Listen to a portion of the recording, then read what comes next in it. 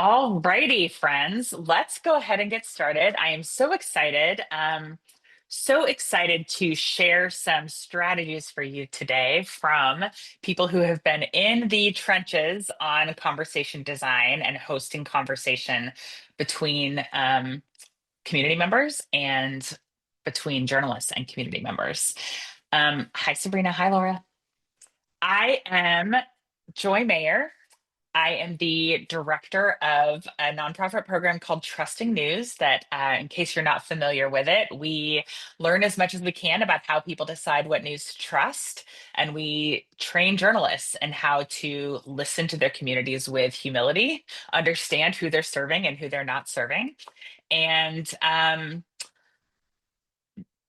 spend time investing time in demonstrating what makes their work credible and why their public service information is helpful to communities. So I am happy to introduce you to the folks here to learn alongside us today.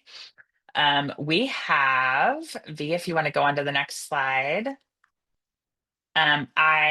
My colleague Molly Muchna is here from Trusting News, and she'll be watching the chat today. So let us know if you have any questions. And then I'd love to introduce colleagues from Cortico that I've been in conversation with for a long time, and I'm so excited to be doing some work with. Ethan, you want to say hello?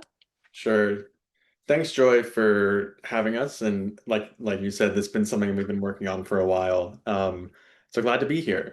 My name is Ethan. I'm a partnership operations and planning lead for Cortico. You'll learn quite a bit more from V shortly about part of what Cortico is about. But just to give the quick overview, Cortico helps communities listen more effectively to each other and help kind of build shared understanding. And so part of what V will be talking about is the process that we help partners use to accomplish that. And there's also a technology platform that goes alongside that, which we might get some time to talk about at the end, but we're really here today to talk about process. So with that, I'll hand it over to V.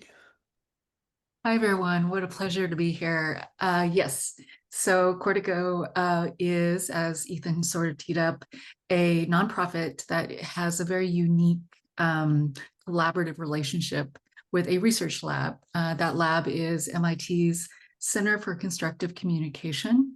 So the lab functions like a lab with research scientists, graduate students, advisors.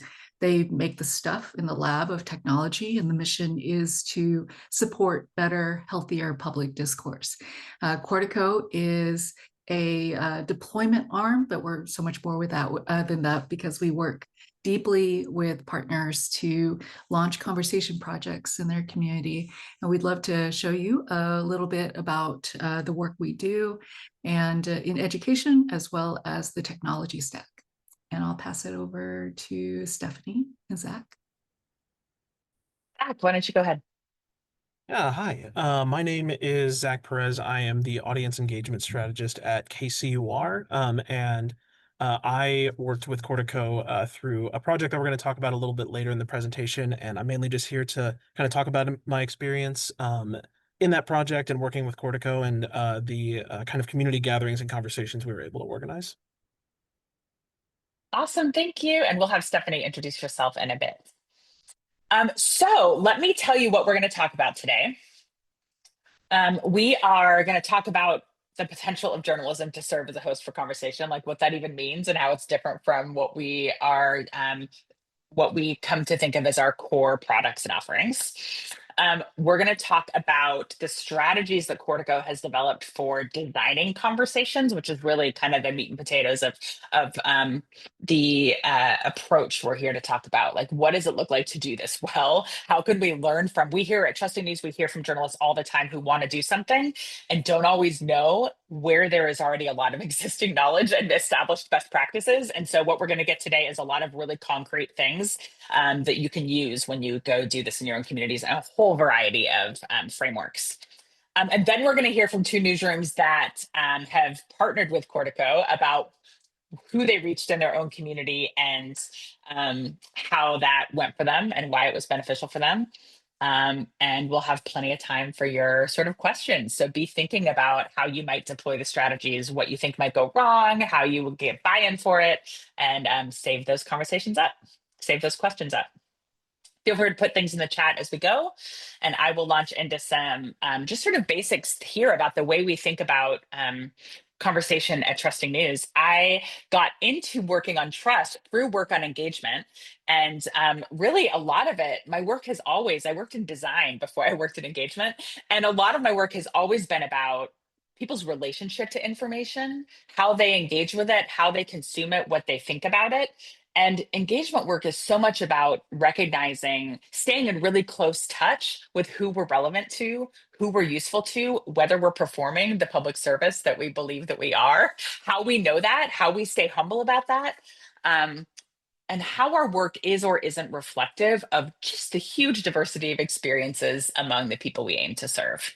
So I think a lot about conversation and about what it would look like to be able to eavesdrop. You know that feeling when you're a reporter and you write a story and you're like, oh my gosh, I wish I could just like be at people's like tables while they're reading this or on their couch with them and hear what they think about it. What questions are coming up? Did we capture this accurately? What are we missing? What should we do next? Like what are the things that people would say, oh, I bet they didn't even think about this, or that does not resonate with me at all? What would it look like to be able to eavesdrop? We know what people say to us, but gosh, such a tiny percentage of them ever actually get in touch with us, right? And so what would it look like to know to anywhere people are talking in public, what would that look like to be able to answer? So I really believe that anywhere people are talking, there's an opportunity for journalism. As a reflection of conversation for sure. Like we hope that what we produce as journalists reflects what people are seeing and hearing in their lives. Like that's documenting and reflecting back, being a mirror and sort of a synthesis is a core part of what we do. We also hope we get people talking. We want to be a catalyst for conversation, right? If you ask journalists, what do you hope happens as a result of your work? A lot of times what they would say is, well, we sure hope it informs community conversation. So that catalyst is absolutely a piece. Not that we always have a window into whether it did that. Although we can, track where links show up and that sort of thing. But that next phase of actually hosting the conversation, great. You want you want to know what your community thinks of this, either in response to your coverage or just what they think about a topic that you know is important to them. What does it look like to host it? So we think a lot about the products of journalism and how our default is that we are producing a story of some sort, right? In whatever format that is. And it's so interesting as engagement work has evolved, just to think much more broadly about how what the products of journalism are.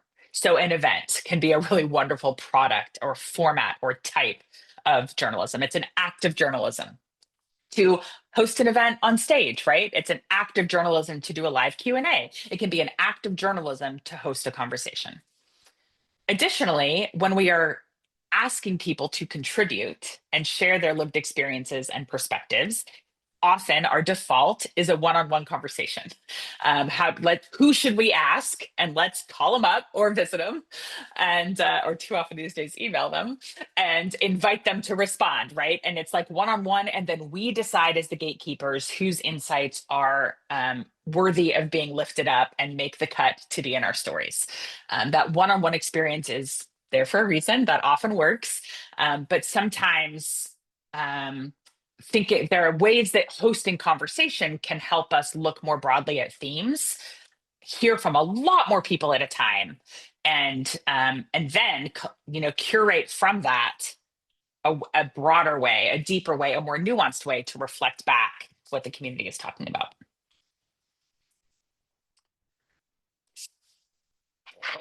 We think a lot about the experience of being a source. We have a trust kit on earning trust with sources that looks at like ways you can make people feel comfortable sharing their experiences, but still talking one-on-one to a journalist, there are limits to those parameters can be kind of limiting. And when I think about what it can look like to be in conversation with people who are interested in the same things and interested to hear what you have to share, a conversation that has parameters that make it easy for people to share and are inviting and safe for people to share, and how we want people to feel about that. And I want people to feel wherever they're interacting with journalism, if they are being invited to share, if it's a two-way experience, I want people to feel like they were given room to share, like it wasn't just an extractive soundbite, which we all know happens, right? I want people to feel like it was just a little more expansive of an experience. I want them to feel like they were heard and that somebody was listening. I want them to feel like it was two-way, like they learned something too, didn't just offer things. And I want them to feel like their sharing had a point, like them taking time to share enabled better journalism, or enabled more community understanding. Um, so I think there's a lot that conversation can do about that. When we think about what's possible with conversation, what would you, that eavesdropping I was describing at the beginning, what would it look like to be able to eavesdrop on your community in conversation about something that you know is important to them? I was thinking this morning about where I live in Sarasota, Florida, things that are coming up, things like, protecting public land, things like the role of public education and what the community and families need from their education choices, things that are, I would just be so curious. I would love the opportunity to get people in a room together talking about that issue relates to their day-to-day decisions and how they live their lives. Thinking about who we would want to hear from, who we would want, what stakeholders, what types of perspectives we would want represented there, how you design conversations around eliciting what people are actually an expert in, which is their own experience, right? Not what is your opinion about what the community should do, but how does this show up for you? How do you design conversations that really tap into that? And then what kind of journalism could we do rooted in those experiences, and how could conversation design make that easier?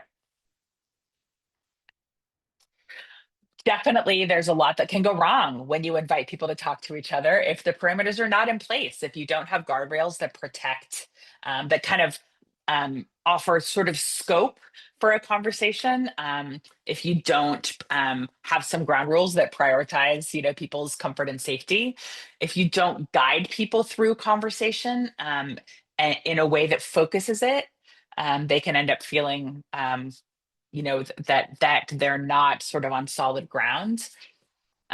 We also want to ask people questions that they feel qualified to answer. We've all seen interviews where someone is, or been part of interviews where someone is asked to like opine on something that's just outside their area of expertise. So designing questions in a way that that anybody can answer, and that people want to hear other people's answers to. There's such an art to that, and we're going to hear some really wonderful strategies for that. So the point today, I'm going to turn it over to V. And the point today is to hear from people with really deep experiences in designing these conversations. We're going to hear how Cortico approaches that and what they've tested and learned. And then we're going to hear from Stephanie and Zach about how they have used the tools themselves. So V, I will hand it over to you. Thank you so much, Joy. All right. So I'll just do a really quick preface here. When I started at Cortico 3.5 years ago, my position was conversation analyst. I have a background in sociology. And I remember thinking this was such a weird position title, because really, if you have any stake in professionally or personally in conversation or public dialogue, you're a conversation analyst. Your journalism certainly are conversation analysts. Then you have those with like deep academic backgrounds in anthropology or social culture. But really, it's social workers and educators, and certainly our politicians should be conversation analysts, but often they don't do that. Everyone sees the value in conversation, but sometimes the realm of where they find conversation useful is a little confusing. There's usually a middleman. If you're a researcher, you go do focus groups or community interviews, you package it up, and then you like sort of display it back to whatever community you're researching. Sometimes as a journalist, you're also in the middle, where you listen to, you have the privilege of listening to so many different voices, and then you develop a product, a news story, or some sort of communication about what you've heard, and then you present it back to the community. And while that's all very valuable. Communities are passive in their conversations. So let's talk a little bit about conversation design. That's a piece of what we do. And for the sake of time, I'll save if we have any time at the end, you'll get a glimpse of our technology platform that Zach and Stephanie have used. But for the purposes of today, we'll start with a challenge. This is something that's familiar to everyone, I think, in this call, that when people think about public conversations, public discourse, the nature of like civic conversations, partners talk about how frustrating it is. And this is just a sample matrix, non-exhaustive, of all the things they find so frustrating about public conversations. They're fractured, or they're bifurcated, or some voices are very much louder than others. They're endlessly circular. Social media is especially a strange animal, because it can seem like a conversation, but technically it's not. Somebody posts and then somebody responds, and there's a lag and drag. And certainly it feels incredibly combative. The stakes feel very high. So quick capture, and you'll certainly have access to this image later, but I'm sure you've seen when you talk to people that some element of these struggles with systems, struggles with sensitivity, struggles with structure are all there. And it seems like there's not a whole lot of great avenues to make constructive conversations common. People value conversations, but again, there are these forms of public discourse or engagement that can be conversational, but to be clear, they're not technically conversations. You can have a conversation in a town hall. You can have a listening session where it seems conversations are being had, and maybe they are, but all of these things here that are conversational aren't completely leveraging the power of a conversation, because they have their own formats. So I'll take a pause here so everyone can soak this in. So there's conversational, and then there's conversations. And the way we see in our partners, their most powerful conversational format, small groups, meeting together, and instead of swapping opinions, they're exchanging stories. They're exchanging experiences. And the technology piece comes in because those conversations are recorded. And that recording piece, that's a whole different sidebar about trust and things like that. But our partners have a level of trust within their communities that conversations can be recorded. And when they're recorded, that means you can revisit them. And that means you can collaboratively analyze them together civically. So this is an example of the main tool people use.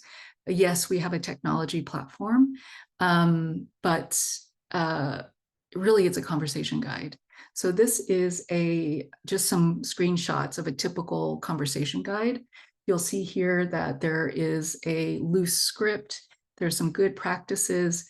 The idea is that after partners work with us to design their conversations, we don't have a hand in choosing their questions. We provide them with a template. They write their script. They choose their questions. But for all intents and purposes, the most complicated or the most valued tool on the platform is actually old-fashioned. It's a guide that anyone can pick up and start holding at their kitchen table. So let's talk about the biggest challenge to empower public conversations. And there are people out there who spend their whole lives becoming experts in survey design or questionnaire design, or journalists, or they have been trained or academically sort of processed to what's a good question, right? Our partners have a little bit of a burden when they come to us. They're like, well, I'm just a director of a nonprofit. I work with high school students. I'm a teacher. I know what a good question is, but I don't have that background. And that's the first step to sort of creating something really down to earth. A good, compelling question is actually what works for the community. But what they do is they come to us with a big, big topic, whether it's, how do I increase, how do we work with teens to increase mental health in our community? How do we provide more food banks in our neighborhoods? What will happen when classic energy workers in coal and oil have to transition to renewable energy? These are big topics, big curiosities, but they're not actual discussion questions. They're not the kitchen table questions. Yes, you could pose them. You could pose like, well, what do you think is the future of renewable energy in your occupation? That is such a big question. You'll get answers, but how do they untangle that big curiosity to the kitchen table questions? So we have a practice we call open, easy, moving, and a principle called open, easy, moving, and a practice we call universal question design. Let's talk about open, easy, moving. They start brainstorming questions, and the first thing they go is this a good question? Is this a good question? Will this question work? And so to empower them, we go, well, you don't need an academic metric. You just need to ask yourself a handful of questions when you're looking at a question. So it's very meta. The question you're asking, does this question feel inviting and expansive? Does it offer multiple ways for people to answer? So a question like, how are you doing today? Well, it feels inviting and expansive in multiple ways for people to answer. It might not be very moving, which is, I'm skipping ahead. That's another condition. Easy is can people quickly understand what you're asking? Do they need specialty knowledge to grasp the question? And can everyone participate? So an example would be if you have a conversation set that happens to have all these teachers in it, and you ask a question about cultural competency in the classroom. That term is familiar. It's specialty knowledge for those teachers, and they can quickly answer it. They can grasp what you're asking. The idea of cultural competency isn't a complicated term, and you could explain it to others, but that lag of like having specialty knowledge that you have to translate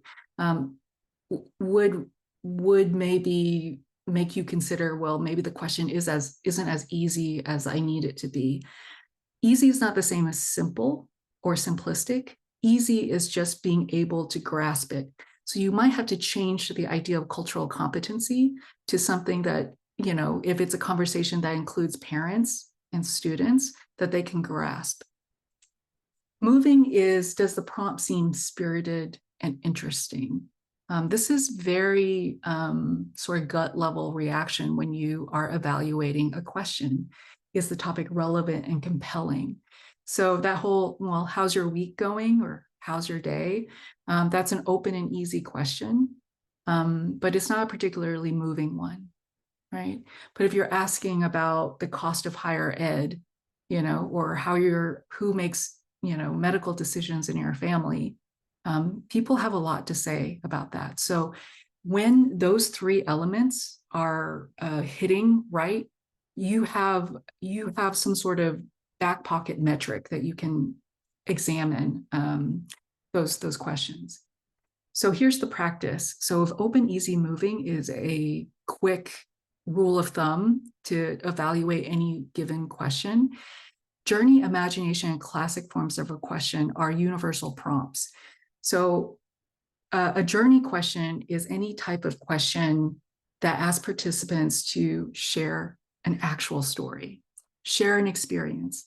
So if your topic, your big curiosity is about food banks in your community, a journey question is, tell me about the last time, or share with us a story about the last time your family couldn't afford food.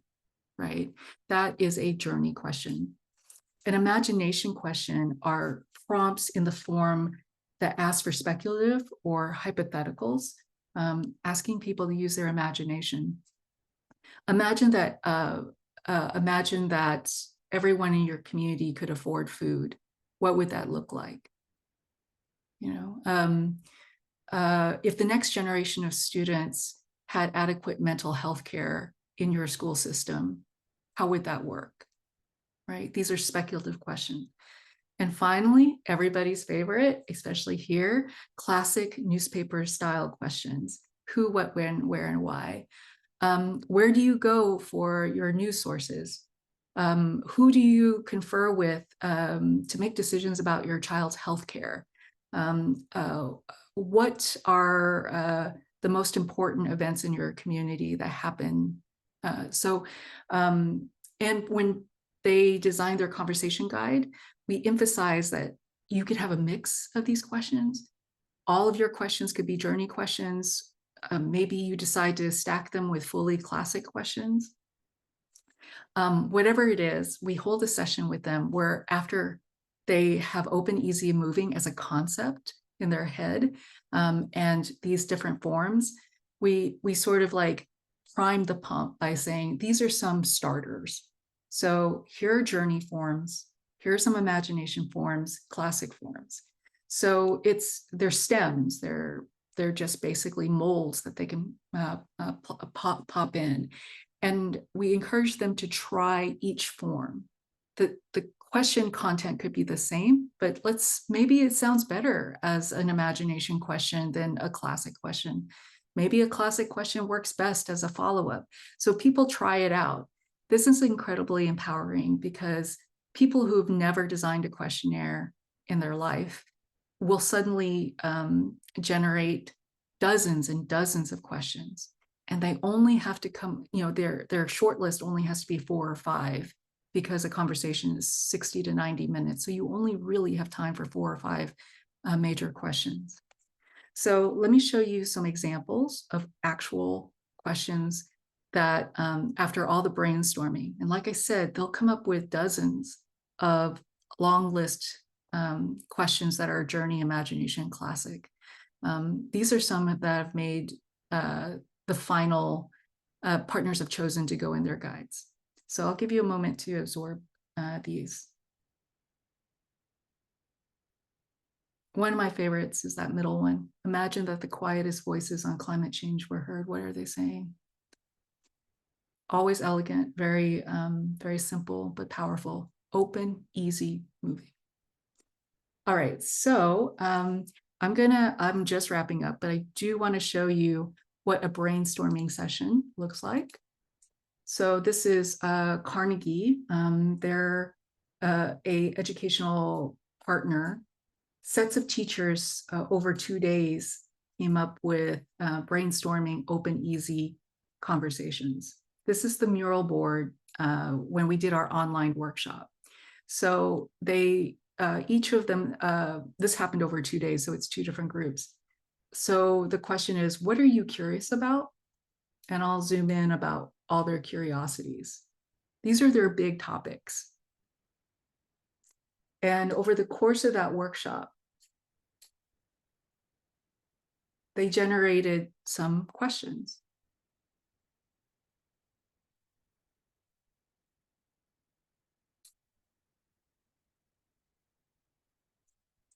And then they chose their favorites. So this one here, imagine it is 5 years from now, what changes would you like to see in the public education system?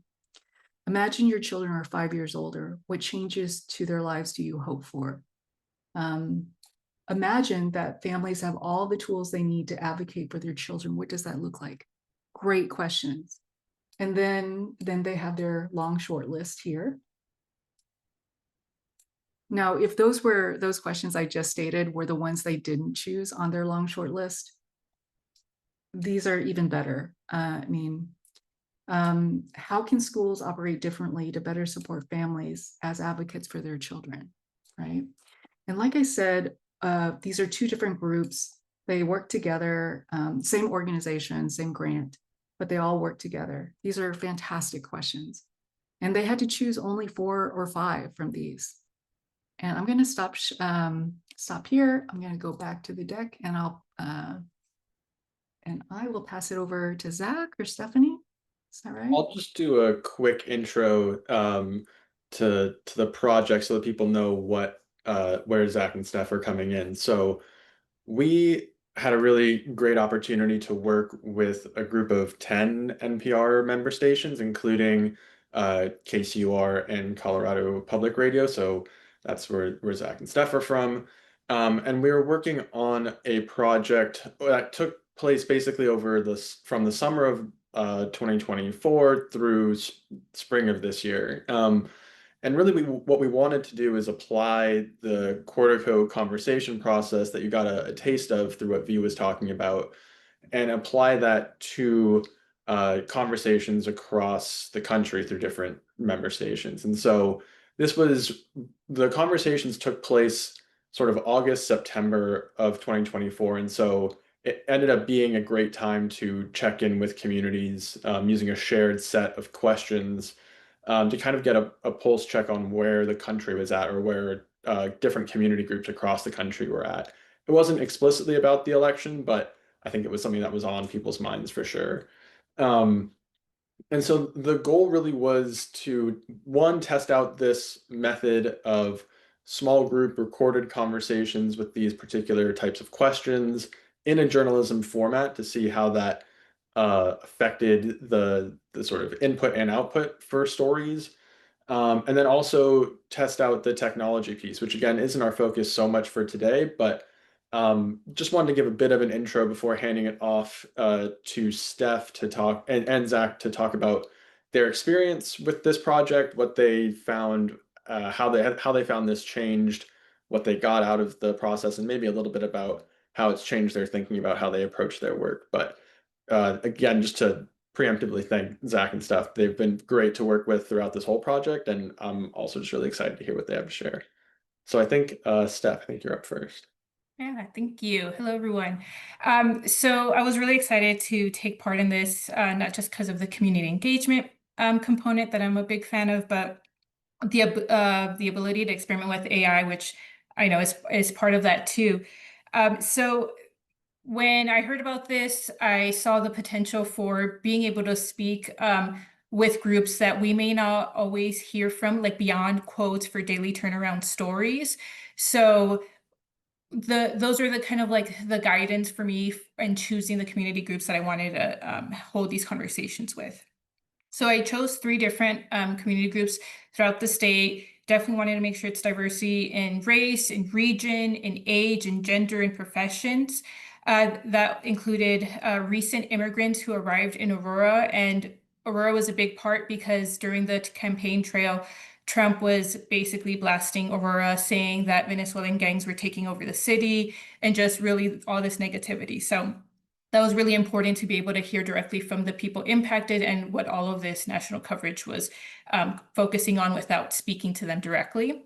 I also spoke with community college students in Colorado Springs, and community college students are not your typical students. I think only one of them from the group was actually 18. Everyone else was in their 20s, 30s, had jobs as well. So really providing that nuance. And then the third group that I spoke with was in the western side of the state, away from the Denver metro, where it's a big agricultural community and industry. And these were folks who were, I think, a microgreens owner, a wine tourism operator, and a beef producer. So those were all the similarities in each group that I really wanted to hear from more and see more in-depth conversations from. One of the things that I heard from that was, oh, you can go back to, yeah, thank you. The really interesting part, I think V talked about this, Ethan, as well as, all the member stations, we all came in agreed on all the set questions. And that was so that we can find trends among all of the conversations we were having. And that actually was really interesting to see and beneficial because we were able to find trends that produce these national stories. I got to work with Zach and someone else from Florida on based on conversations we had with our individual communities on trends on the immigration journey. So mine was focused on recent immigrants. Zach spoke about long-term immigrants, and then a journalist in Florida spoke about the children of immigrants. So it was really cool to see, and I can see this being beneficial in maybe a collaborative sense, among newsrooms where you can really find trends that can be connected with communities across the country as well. And then the other part, with what V was saying, with the types of questions that we all worked on, that really was inviting based on experience as opposed to opinion. I would say that's probably the biggest thing that I learned and really still think about today and share with my newsroom when I'm, giving guidance with my audience engagement and all of that, is really inviting people to share thoughts based on what they have lived, and not what they're watching on TV or anything like that. And paired with just having them in a small group setting and having them bounce conversations off each other, that was really cool to see as a journalist, just sitting there and having them kind of feed off each other in conversations. And, for the community college students, one topic that came up, that just naturally was about the need for third spaces and community spaces. And that we found themes in that in other newsrooms, and that became its own story for NPR as well. So I think that was another valuable part of it, where it's just natural conversations that give us story ideas for the future, but also give you a sense of what this community is going through. Let's see, I think I talked about the experience versus opinions. I think that was a really big one. I'm not sure, Ethan, is there anything else that I missed in my roundup? I wanted to be succinct. No, I think you did great. There's always more to cover, and so maybe if people have questions, we can circle back to things. But that I thought that was great. Okay, all right, thanks.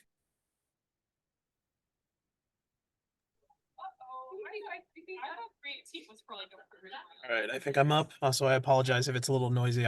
We're an open air newsroom, and there's like 12 other people in here. All right. But yeah, so I was asked originally by some of the leaders at our station to participate in the project with Cortico because I was a member of our community engagement team. KCUR has kind of a small but mighty community engagement team that focuses a lot primarily on doing engagement work through listening sessions. So this style of conversation, at least a version of it, was something that we were pretty familiar with.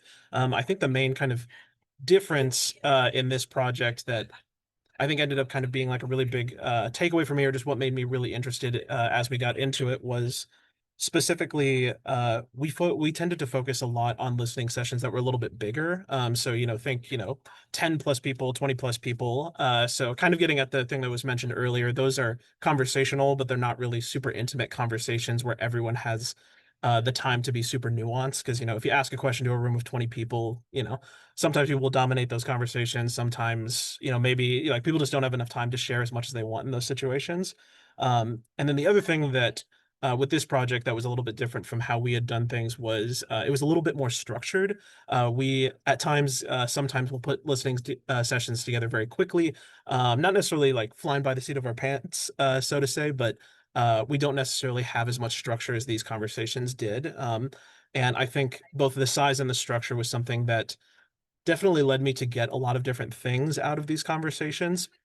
And it's definitely something that we've kind of started implementing more as we go forward with listening sessions, just because I think it helps us, for one, build a connection to the people we're talking to a lot more. It builds that kind of relationship with trust and just gets them a little bit more comfortable with us.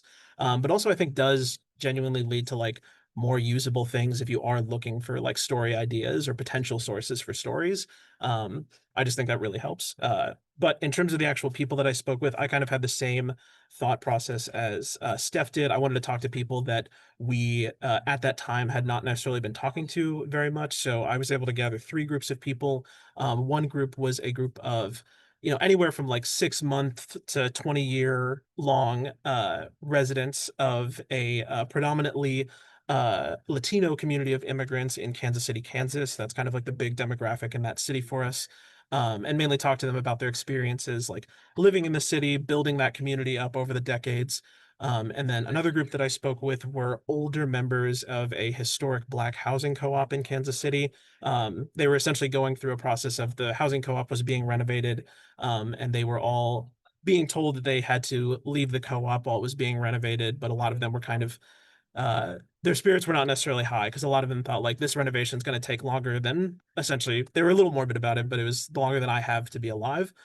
So we were talking mainly about the experience of trying to navigate that situation and their thoughts on just how the city was treating the community that lived there. And then the third group that I spoke with were uh, it was a small kind of cohort of friends that were all around the millennial age, so like mid to early to mid 30s in a small town that's just to the south of the Kansas City metro called Belton. They were all people who were like super involved in their community. A couple of them had like been in local government or like ran nonprofits, but they were just like super involved in the Belton community and were like super interested about talking about housing in those communities. uh After we wrapped up all of the conversations, Steph and I, as Steph mentioned, we got to work on a couple of stories. We did like kind of a conversation with Michelle Martin on Morning Edition about them. We did the story about kind of the immigrant's journey that featured a lot of the conversations from the Latino immigrants conversation. But I think one of the things that I really liked, and as I said, it's stuff that we've implemented a little bit more in our community engagement practices, is just I think the structuring of questions, especially like asking people to like phrasing questions so that you're having people talk a lot more about experiences. I found that really helped a lot. It got people talking to each other more than like me. Like I love whenever we're having a listening session at KCUR and I can kind of just like disappear into the background and people will talk with each other without me having to prompt things. And that happened in all of these conversations for several periods of time. I can remember using Cortico's tool that we use to analyze the conversations and seeing large chunks of the conversation were like, okay, that was a time when everyone was just talking because like I'm not listed anywhere as a speaker for like 30 minutes. And that always felt really great. Sometimes those felt like the times where I was able to like without asking like, so what does everyone like, do people feel like I didn't feel like I had to ask, you know, are we all on the same page about something? Like how does everyone I didn't have to ask as many how do people feel about this? Because I was able to more easily get that just from like how long they were talking about it. And because we had the smaller participant count, everyone was able to more clearly articulate their views. So there wasn't a lot of confusion. I wasn't having to ask as many follow-up questions. Um, and then the kind of last takeaway that I took from this, I think these events, and I think this was also mentioned earlier, but these events can definitely be viewed as content. I think that's one thing that like we think about a lot when we're doing our listening sessions is we're often going into them as like we want to try and get ideas for stories that we can do about this community so they feel more represented. But especially when it kind of came through the most when I was talking to the older renters of the housing co-op and the Latino immigrants. Just doing these events did so much to build trust and like awareness of KCUR that like it's paid off massively, especially with the Latino immigrants. Like that one conversation that I had with six people built a lot of trust in that community. And it was stuff that we were really able to lean on after the election when a lot of the deportation started happening. And especially like as, ICE raids in our area have picked up, people from that conversation are people that I go back to and like have conversations with like, multiple times a month. So I think viewing these things as content and that like this is a chance for us to just be there and get to know these people and let them know that like we are accessible. I think is a great way to maybe not in the moment you're not getting like a digital out of it or a piece out of it, but it does a lot for relationship building and just making people feel heard. So I think that's one thing that probably the main thing that I took away was just the constant reminder of like not everything needs to be a digital on the website or a piece that we can put on air. Sometimes the event itself is what matters the most. Oh man. Thank you, Zach and Steph. That was fantastic. And V for the wonderful walkthrough of the strategies. People were saying, we're talking about how rich the slides were, and we will send those out so you can take a peek at them again. Let's take some of these questions. I think actually, V, we can stop sharing so we can see folks. And then we'll point back to Ethan before we sign off to share a little bit more about how Cortico works. So I see a couple of questions about like tools of Cortico. Like Laura's asking about how you tease out themes. I think I'm going to pause that for just a minute, and we'll get to that before we sign off. But there are a lot of questions here that I'm seeing in the chat about just sort of the tactics of asking questions, and so let's start there. And feel free to either come off mute when we get to your question or keep putting things in the chat. That's great. I'm going to start with one from Nina that is just super basic that I think we're probably all wondering, which is like, just can you share some examples of questions? So Zach and Steph have done a lot of interviews in your time. Like, what stands out when you look back at what you were, what prompts you were giving people, what questions you were asking, and how they were maybe different from what journalists would have done? Nina, do you want to add anything to that? Okay. So either one of you, Zach or Steph, Yeah. what stands out? I'll share one that was really enlightening was really it's the structure that V presented. Like we didn't even have specific, in this scenario, it's more about community. And, as we put this group together, they identified as that community. So one question that stood out is, what's something that those outside of your community may get wrong or not understand? And it got them to really speak and speak passionately about what they care about. So I think that one was a really enlightening one. And then I think another one is definitely stands out with recent immigrants that I spoke to is, if you were a journalist for a day, what would you want to report on? And, they just like really, it makes me wish that we all had investigative journalists because they had some really meaty, like strong issues and things that they wanted to investigate that I wish we had all the time for. But I think that was also just reminding us of like injustices that they want, investigated in all of that. So those two, I think, really stood out for me. Yeah, I think the journal, like, what if you were a journalist, what would you be reporting on? I think that was one of the questions that prompted some of those times where like I just didn't talk for 30 minutes because people started talking about things. And like, for the Belton conversation, I learned an entire, they talked for like 20 minutes about the difference between like commercial real estate for like businesses versus like housing availability in Belton. And they just went back and forth about that. And I was like, I could write an entire story pitch just based off of like 20 minutes where I wasn't talking. And I just listened to like four friends complain about it essentially. But I think, yeah, that was a really good conversation generator. I love those. I think back when Laura Cavett is here, back when we were on an engagement team together, like 12 years ago, we would often ask, like, what do you wish people were talking about in the community?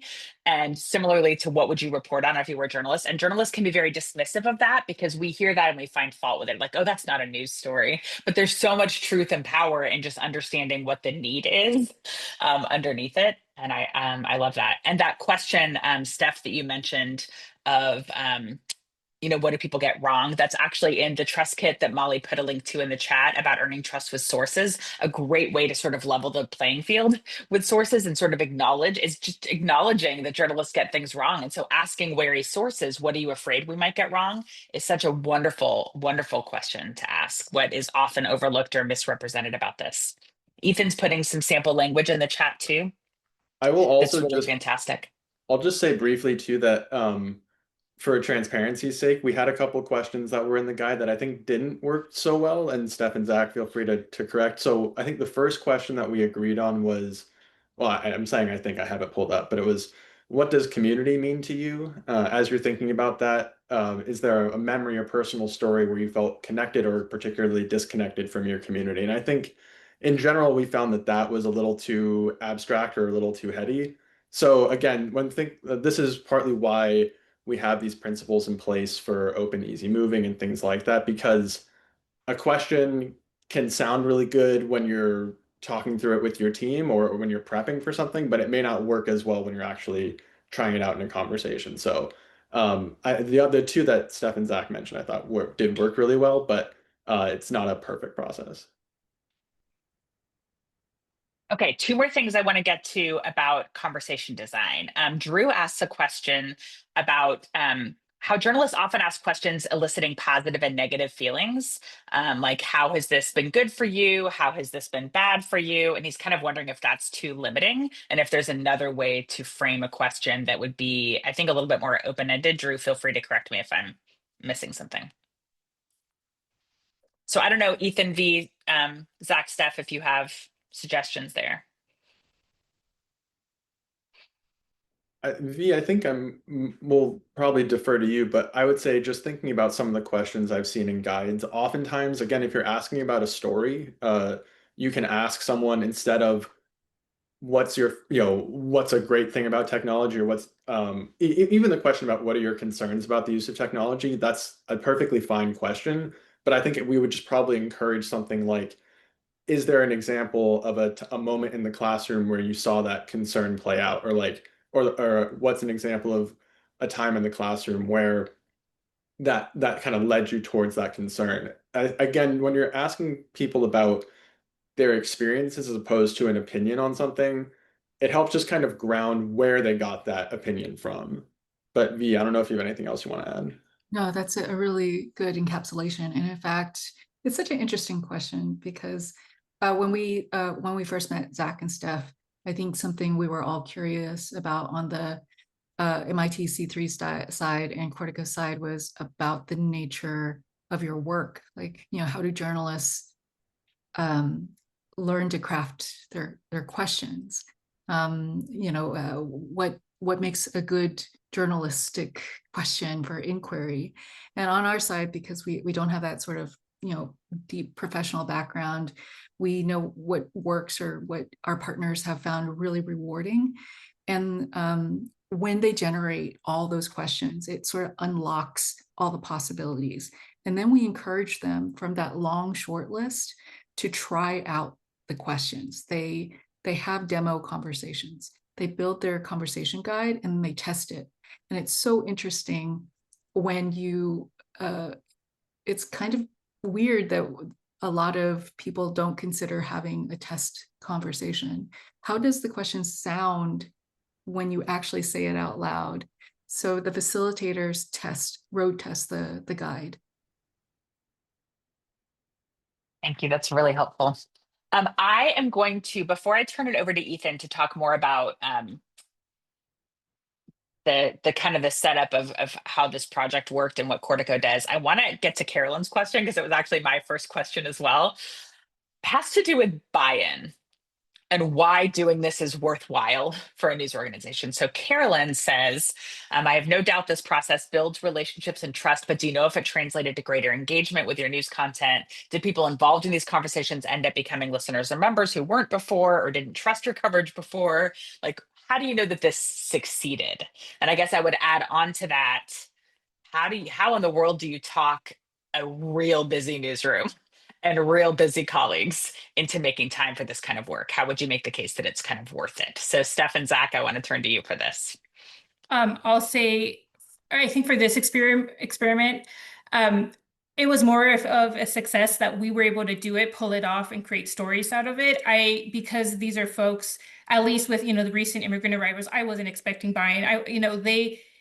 For background, the folks that I spoke with, they came with nothing. They were hungry. They arrived the day before. We fed them. It was part of our ethics guideline that we had, that we weren't going to pay for interviews, but we weren't going to make it a burden on them.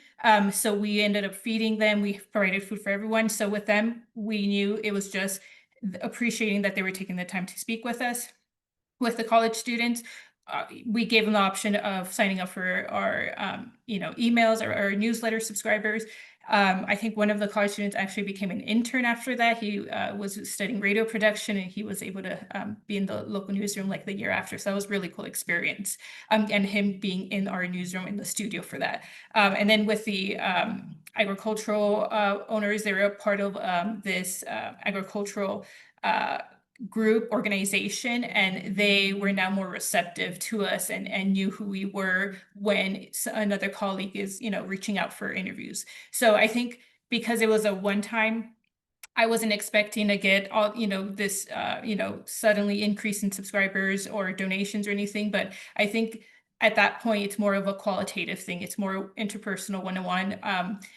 I think for me, at least personally, I'm not trying to measure everything when we're still building, these steps into that process.